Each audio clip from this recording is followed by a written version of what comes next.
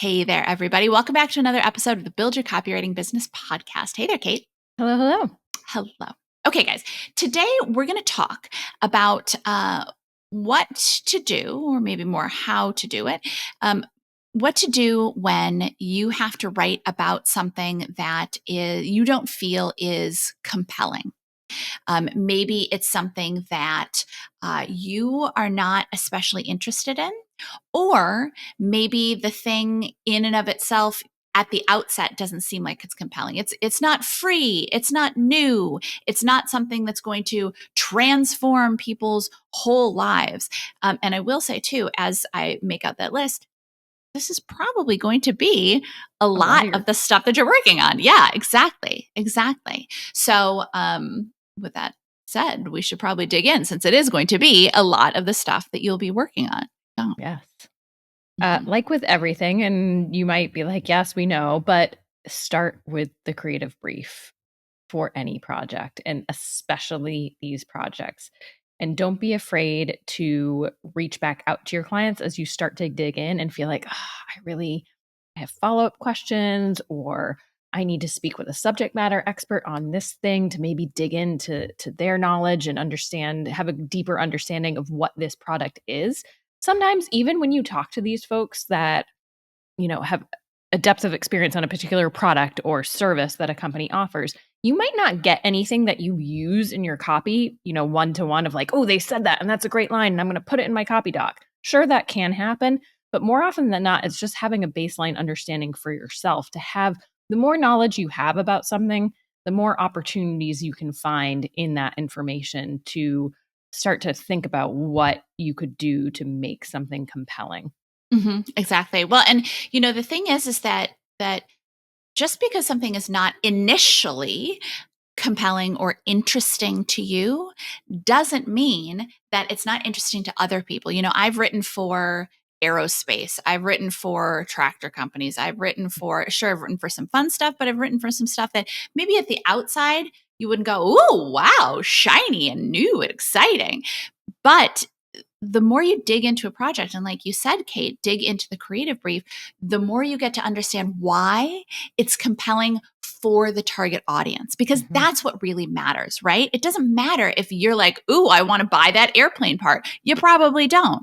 But when you dig into it and you understand exactly why that specific part is so important and so compelling for your target audience, that makes it so much easier to write. It's very rare, I would say, actually, that we are our own target audiences. Yeah. Instead, a big part of our job is to get into the heads of our target audiences and figure out what makes whatever it is that we're writing about compelling to them. And then I will also say that can also make it more fun and compelling for you. Starting out, was I like, oh yeah, aerospace, tractors? No.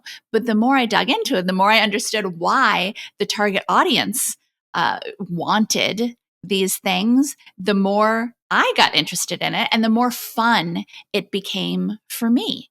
Yeah, absolutely. I agree. And I think the key is too, in your creative brief, you might just say, okay, target audience. And maybe they're like, I'm going to use an example from a client project I had. It might not be exactly accurate, but to give you an example, it was like, our audience is CTOs, chief technology officers. This was a tech company I was writing for. And so I was like, okay, CTOs, that doesn't really tell me much of anything. And then so you might have to dig further. Okay, what about those CTOs? What are their biggest pain points? What are their challenges? What are they looking for in the service or product that you offer? What are your competitors and what are they offering and how are they positioning the product? How is your product different, better, smarter, faster, easier, whatever it is? And so once you have that understanding, to dig in, okay, CTOs, but maybe it's specifically CTOs of specific companies and not every CTO ever. Or, in this case, it turned out we were writing a whole new website copy, but they were like, oh yeah, the people that are actually going to be on our website are mostly reporting to the CTO. So they're going to be managers that then look at our site, read the copy, and present it to their CTO as a solution. The CTO is not browsing around and doing research for a new product. They've got other things to do. They have people that will come to them with a solution. So it became, okay, the CTO is not actually kind of a secondary audience. Maybe they'll eventually end up, if their managers present this to them, but they're not going to be the main person that we're writing to. The people that we're writing to are the people that are actually going to use this technology on a day-to-day basis and need to get the funding, need the budget approved by the CTO to buy our product or service. So it became, okay, this completely changes now who we're writing to, what information they need to see. CTO cares about budget and what's like the end, like what is this going to do to the ROI or whatever. Not or whatever. That's probably the two big things that they care about. Is this going to pay for itself and what does it cost? But the manager, that they need to know, okay, how's this going to change my job and how's it going to change my team that works for me? That'll probably even use it more than the manager. How's it going to change? Is it going to make their job easier, faster, better, whatever it is? And so what we were writing and which pages we were including that content started to completely change. Mm-hmm. That's such a good example. And it's also a good example of why you should not just take the creative brief when it's given to you or take the initial answers and go, oh, okay, but really be that partner for your client or for your boss and think things through. Yeah. And because that, like you said, Kate, that can entirely change an entire marketing campaign. Yeah, that's a great point. Don't be afraid to get curious and just question everything, because it's probably, you might think, oh, I don't want to ask this question. This seems stupid. It makes me feel like I'm not prepared. No, it makes you seem prepared because you're asking the right questions you need to know about their business that they might not have considered. And if you've done your due diligence and done your research and read the materials that they've provided or have available to the public, and you haven't found this information, then that's not on you. You've done your due diligence and now you need to follow up to get more information. Yeah. I haven't found a client yet who doesn't love it when you say, I want to dig into your business and understand it inside and out. Clients love that. So do not be afraid to ask questions. Yeah. Yeah. So one way, as we said, to make a product more compelling is to just understand why that target audience wants and needs it. But I guess the other side of that we were talking about is well, I don't know. This isn't a new thing. It's not a huge transformation in someone's lives.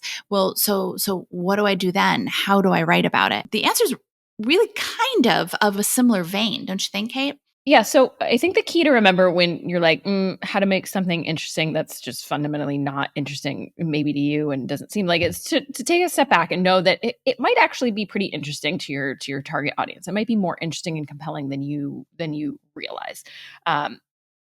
Sure, it might not be free. It might not even have urgency. So you might need to create some faux urgency, if you will, of I'm going to use this example again, but with a tech company, if the product, can you ask the company, hey, do you have any research or stats that you've done? They might have things to provide you that they just haven't provided you, haven't thought about how to use in a way that is compelling. So to say, hey, the sooner that you, the companies that have implemented our product, service, whatever, have saved X amount in 3 months or whatever it is. And so then you can start to say, okay, there's an urgency. The sooner that you start using this product and service, then the sooner that you see these results and can benefit your bottom line or whatever. But so not being afraid to ask, again, for more information that you might not even know exists, it can't hurt to ask. But I think my favorite thing to do is, wouldn't this copy be great if we had this as like the compelling supporting research document, whatever thing? And so almost like I don't want to say making up, but you're like, this is what would make it compelling. And just asking the client and seeing if they have anything like that would support that point. And so sometimes it's going to be no, and you might have to go back to the drawing board, but it is a starting point to say, okay, if I have this, then ship sailing, I'm home free and I can write really, really compelling, rich copy. So asking for what you want to make the copy what you feel like would be the best possible version of itself. In lieu of having that, if the company comes back and says, no, we don't have, this isn't actually true, this isn't true about our product, you're making stuff up about our product, then I think it's more, again, going back and saying, okay, what is going to help this target audience? What is the deepest benefit that I can come up with? And it might not be, some benefits are going to be deeper than others. Some are going to be, this could save a life, save the life of your patients if you're writing for doctors, or, make people healthier, whatever, some big benefits. There might be some though that are just like,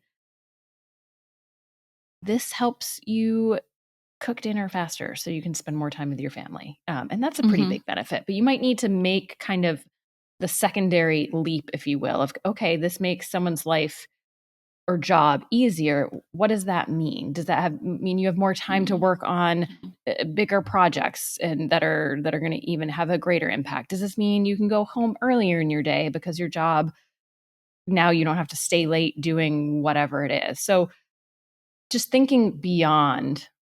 Yeah. Well, I think it's important too to not impose our judgment on the target audience, right? Mm-hmm. Just because we think, well, that's not a big deal, doesn't mean that whatever it is that you are writing about isn't the exact thing that someone has been looking for. Like, for whatever reason, I don't know why Instagram is targeting me for this, because I am a woman, but I know it's been men's t-shirts, but men's t-shirts that are cut in a different way so that they hang differently on men's bodies. They look more tailored, but they're still relaxed. And I mean, as I'm saying this, I'm like, man, if I were a guy, I would buy those t-shirts. But like, the looking better in a t-shirt, sure, it's not like, woo, fireworks, life-changing.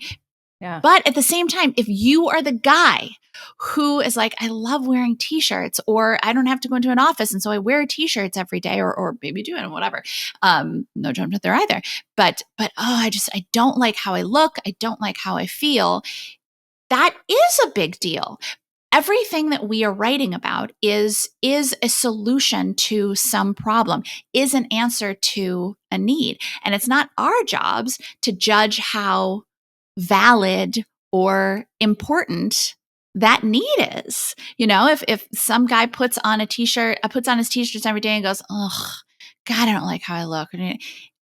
It's a pretty big deal for him to find this other t-shirt that's cut differently, and he puts it on, he looks good and he feels good. That is, and maybe nothing else will come of it except that he looks good and he feels good. But for him, that's a big deal. And I do want to caution all copywriters to go into it with the client hat on, with the target audience hat on, because it can be very tempting to go, well, I would never, or I don't think that's, but it's not about you. It's about, it's fun, back to the fundamentals. We're connecting someone who has a want or a need with the company or the organization that has the solution to that want or that need. And again, sometimes it's a big want or need. It's a heart valve or whatever.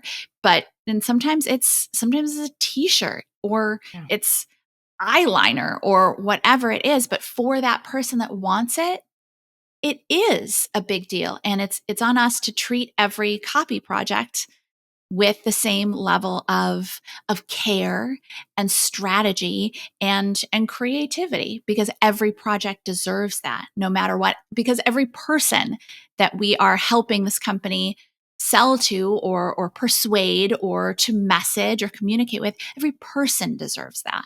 Yeah. I love that it's not comparing yourself to the target audience, but also not comparing one copywriting project to another copywriting project. So I think the t-shirt example is great. So t-shirts versus heart valve, two separate projects. And maybe you've worked on those projects with various clients. And so you did the heart valve one. And now you're like, how do I bring any life to this t-shirt project, to not even think about the other client, the other target audience, because it's two totally different things. And it's not apples to apples by any means. You don't need to compare it. Both of these things can be true. It's just like how everyone has their own challenges in life, right? And if your friend is going through cancer, but you're also going through a divorce, I don't know, I went really dark on these examples, but you're not going to compare. You're not going to compare. Like, both of these things can be true, that you're both having a hard time. It could also be a good example. Like, if you're going out to dinner with a friend to celebrate and they got a new job and you got engaged, it's not like, well, mine's better for this reason. Right. Exactly. Yeah. That's maybe putting it in the positive. So it's really just not about comparing project to project, audience to audience. It's really the right message at the right time to the right people. And I'm thinking about the team. We were talking as a team about bathing suits. I have a long torso. If someone advertised to me a one-piece bathing suit for people with long torsos, that would solve a challenge. Is it one of my biggest challenges right now? No, by no means. But it would still be giving me the thing that I need. And again, that's what it's all about, right? Connecting whatever it is you're trying to write about with the right people and the right message. So Mhm. not feeling bad or guilty that that message isn't as strong as some other completely different product or service that has nothing to do with what you're writing about in the moment. Yeah. I think the key really is to not go into a project judging it. Now, certainly if you talk to a client, you're like, I don't want to take on this project. That's fine. You get to choose who you get to work with and what you certainly. But what I would caution you is not going into a project and go, oh, this is going to be boring, or this is an important project, or this, because the more you dig into something, more often than not, and in fact, I can't even think of any project where I was like, I don't know about this, and then I dig into it and I go, oh, this is really interesting. It's all about understanding and digging in and getting to know the company, getting to know what they offer, getting to know the target audience, getting to know what they need, all of that kind of thing, which again is another reason why copywriters are so valuable, because we don't just sit down and go, oh, thanks for that creative brief. All right, let me just write out some words.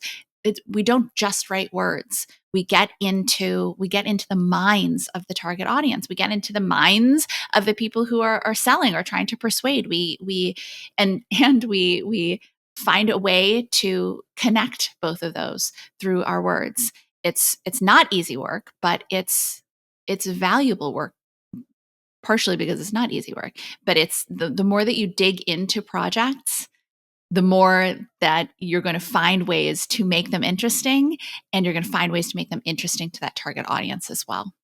Yeah, absolutely. And if you work with a client who hasn't sat down with their target audience, or you don't feel like you're getting quite into you're not able to get into the minds of that target audience, you could always ask your client, hey, have you done any client research? Have you done calls with customers to see why they purchased your product and what that made them move forward with you? Or alternatively, have you talked with prospective customers that didn't go with you to find out kind of why they went with another direction or why they didn't decide to move forward? And they may have done that work, or it's something you could raise, and that's not necessarily on you as a copywriter to conduct those interviews. You certainly can if you are amenable to it and you want to add that as a service, but that can be a great way to really make sure that you and the client know who you're talking to. And some clients really might not know who they're talking to, and you might have to guide them to at least get them in a better direction. We always say if a client says, everyone's the target, it's men, women, all ages, 0 to 99, like a board game made for ages 5 to 99. What if you hit 103? Are you going to play that board game? Point is, though, you can get them to you'll need to guide them to narrow it down to say, okay, well, who actually is purchasing from you? Are all of these people purchasing from you? And if so, do you need different, if you're doing emails, do you need different flows for different types of audience? Do they need to hear the same exact thing, or do each of these groups within your bigger group need to hear something slightly different, slightly more specific to their needs and wants? And the answer is yes, they probably all do need to hear something slightly different. Mm-hmm. But you need to guide your client to that. Say, okay, like this messaging is going to be a lot more effective if we can hone in on the actual groups that are making purchases from you, and make sure that we're giving them the right message of what they need to hear and when they need to hear it. And so that would be another thing I would say is if it's not feeling enticing, it might be because you're trying to make it enticing for everyone. And then it becomes so general and vague that it's not strong copy. The more specific you can get in copy to really connect with that audience, the better and more effective it's going to be. And so if it feels watered down, that might be a sign to say, okay, we really need to hone in a little further and focus this on a particular group or subset of our audience to make sure that it's going to do what this needs to do. That's a great point. That's a really great point. Yeah. As a whole, really, the concept is dig in more. Dig in more to learn about the product, dig in more to learn about the target audience. And if the target audience is too broad, dig in more, because it's there. The interest point is absolutely there. No matter what you are selling, the interest point is there. And it's your job, your fun job, if I may say so, as the copywriter to find it and pull it out and then share it with the world. Okay. So that's what we have for you in this episode, and we will catch you guys in the next one. Bye, everybody. Like what you heard? Hit subscribe so you never miss a video. And if you're ready to take the first step toward becoming a copywriter yourself, sign up for a free video training right here.